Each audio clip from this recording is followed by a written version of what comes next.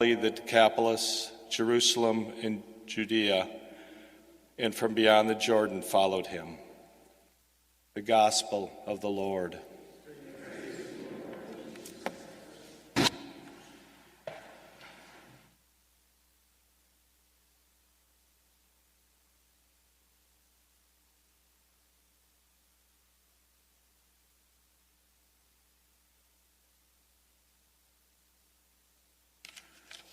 In the Gospel reading today, St. Matthew talks about our Lord going into the region of Zebulun and Naphtali, and he tells us that this is so that it could be fulfilled what the prophet Isaiah had said. Land of Zebulun, land of Naphtali, the way of the sea beyond the Jordan, the Galilee of the Gentiles, the people who sit in darkness have seen a great light. On those dwelling in a land overshadowed by death, a light has arisen. Zebulun and Naphtali are the area where the ancient battlefields were. And so this is where the Egyptians from the south and the Assyrians from the north would oftentimes meet and do battle. They would also, of course, come through and just destroy and steal and do whatever. Got thousands of soldiers who are hungry. They would just destroy people's homes, steal their food. They would do whatever they wanted to do because they had all this military might. So between the battles that were fought there and the poor people who wound up being destroyed over and over again in their daily lives, it was a land overshadowed by darkness and by death. And that's where our Lord chose to go so that this could be fulfilled. Well, today, we live in a land overshadowed by darkness and death. We're killing our own. It's horrible enough that a foreign army is going to come in and destroy people and steal all their things, but we're killing our own. The most precious little babies, we're destroying them. And now we're trying to get rid of the elderly and the infirm and anybody that has chronic diseases because insurance companies think that they're too expensive to keep alive. They're not making enough money because they're having to pay for these people with chronic diseases. It's darkness. It's evil. It's death. And that's exactly what our country has chosen. And so we hear about the fact that there is the Spirit of Christ and there's the spirit of Antichrist. And how do we know? St. John tells us that any spirit that acknowledges Jesus come in the flesh, it's the Spirit of God. If they do not, it's the spirit of Antichrist. That would be pretty obvious if you just simply call them for what they are. Except now we live in a situation where we have all kinds of people who think that abortion is great, and they give lip service to Jesus at the same time. So it's pretty obvious that they have bought completely into the idea of Antichrist, but they want to acknowledge Christ at the same time. This is the deception that is there. We need to be aware as we move forward, because as things heat up here and get really ugly, it may not be quite so obvious for us. Because as they attempt with their one world government that they're going to try, they are going to put a one world religion in. It's all worked out. They've got it all figured out. They have for years, so this isn't anything that's brand new. They just haven't put it into place yet. And what they're doing is they're taking terminology from all the various major religions around the world, and they've just watered it all down so everything is acceptable to everyone. And so they will use terms like the Christ. They will even talk about Jesus. They're not talking about the same Jesus that you and I are, and they're not talking about the same Christ. And this is where we need to be so careful. Just because they use the same words that we do doesn't mean they mean the same thing by those same words. So just be very, very cautious. And again, we will know by their fruits. That's exactly what our Lord told us. Somebody can give lots of lip service to the Lord, but if they're doing things that are clearly offensive to God, they're not of God. So we have to be aware. And as I keep telling you, we all have to make a choice. And it is Christ or it is Antichrist. It really is that simple. It's God or it's Satan. But the devil, remember, we are told on the 3rd page of the Bible, is the most subtle creature that God created, the most intelligent creature that God created.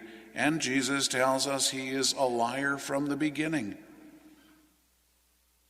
And so between his extraordinary intelligence and his equally extraordinary ability to lie, he's able to take the language and twist it around and play games with it and make it into whatever it is that you want to hear.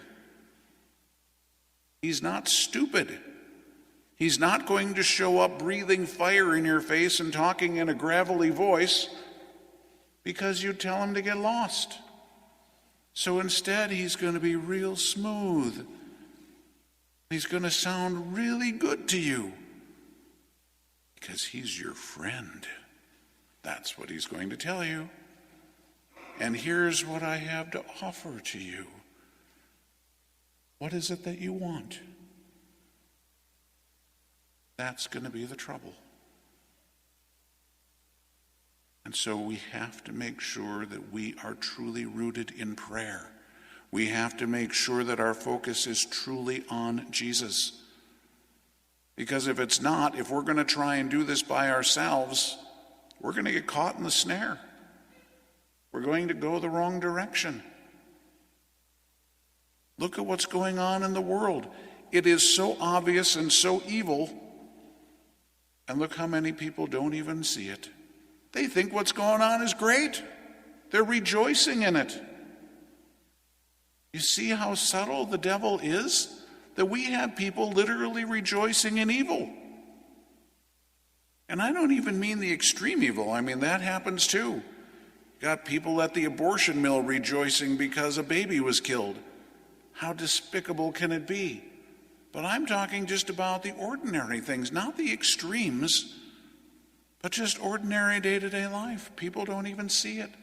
The horrible, horrible stuff that they're watching on, well, not even on TV anymore. They've got these stupid phones that they're watching it on, and the garbage that they're listening to, and the filth that they're filling their lives with, and all the nonsense. Try and tell somebody that it's bad. They think you're a nut. Try and tell somebody that this is not good for them. They will ridicule you. They don't want to hear the truth because they have already bought the lie. Because the devil is willing to give you whatever you want. And right now, from all appearances, all hell has been emptied out.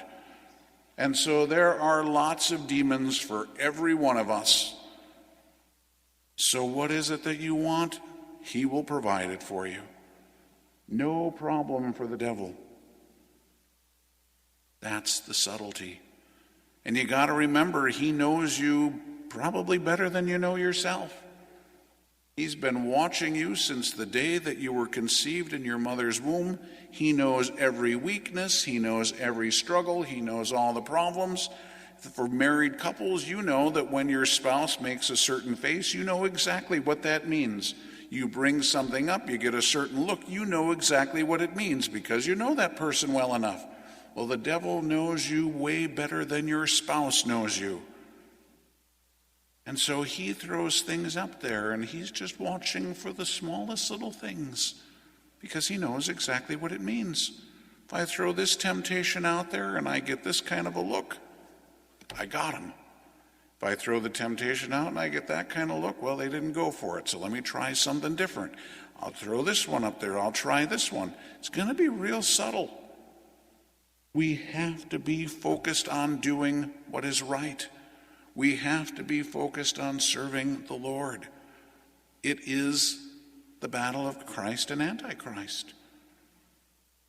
And that's where we're at. So on one hand, it's a great blessing. On the other hand, yeah, it'd be a whole lot easier to be in a different place at a different time where this wasn't happening. But it's happening. And this is when God created us. This is where he created us. This is why he created us. So the time is upon us, as I keep telling you. Make a choice. We keep trying to play footsie with the devil. Oh, I'm with Jesus, but I like this too. Get rid of it. Jesus told you if your eye causes you to sin, pluck it out. If your hand causes you to sin, cut it off. Your eye and your hand don't cause you to sin. So what's the sin? If you're looking at that blasted thing all day long with filth on it, throw it away. Better to have a dumb phone than a smartphone if the smartphone is leading you into sin. If all you're doing all day long is sitting there playing with this stupid thing and wasting a ton of time, get rid of it because it's leading you the wrong direction. Whatever it happens to be.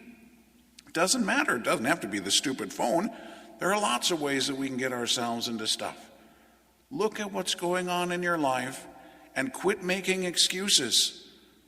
Look at it in a very serious way and say, is this good or is it not?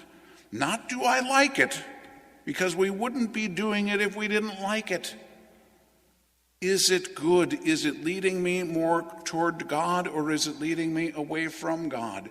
Is it selfish or is it selfless? Is it something that is charitable or is it something that is sinful? Those are the kinds of things we need to be looking at and begin to pick up on the subtlety of the way the devil's going to work. Because this is the time. If we're going to say we're 100% for Jesus, then we need to be 100% for Jesus. So let's get rid of all the other junk that aren't about Jesus. If the spirit of Antichrist is the denial of Jesus Christ come in the flesh, then we need to be about Jesus Christ come in the flesh. And that means our flesh needs to be focused on Jesus, because we know the weaknesses all too well. So that's the choice. That's where we're at. And what a blessing it is. It is a huge blessing for us. But it's a challenge. And so thankfully, as we still have a little bit of time, we have the opportunity to prepare. Most of the world will be absolutely unprepared because they didn't want to look at it. They didn't want to make a choice. They didn't want to give up all their stuff. We have the opportunity by the grace of God. So make the most of the time while we've got it, because we don't know when all this is going to happen, but it's not far up the road. So look seriously at your life. What is about Jesus and what is not? I'm not saying that you have to live like a monk or a nun where 100% has to be focused just on prayer and the Lord. But I'm saying if there's something that is bad, if there's something that's sinful, if there's something that is not good, that is not leading you toward righteousness and holiness, get rid of it. That's what I'm talking about. So the balance is what the spiritual life is all about. God's not opposed to having some recreation. He's opposed to recreation that's bad for you. So do things that are going to build you up. Do things that are edifying. Do things that are going to be good for your soul and good for the people around you. And get rid of the things that aren't. That's the choice that every one of us needs to be making right now. So look at what's happening and be pretty hard on yourself, because that's what we have to do. If we're going to say I'm 100% for Jesus, be 100% for Jesus. Don't give him lip service while your heart is far from him. Make the choice and put the choice into practice.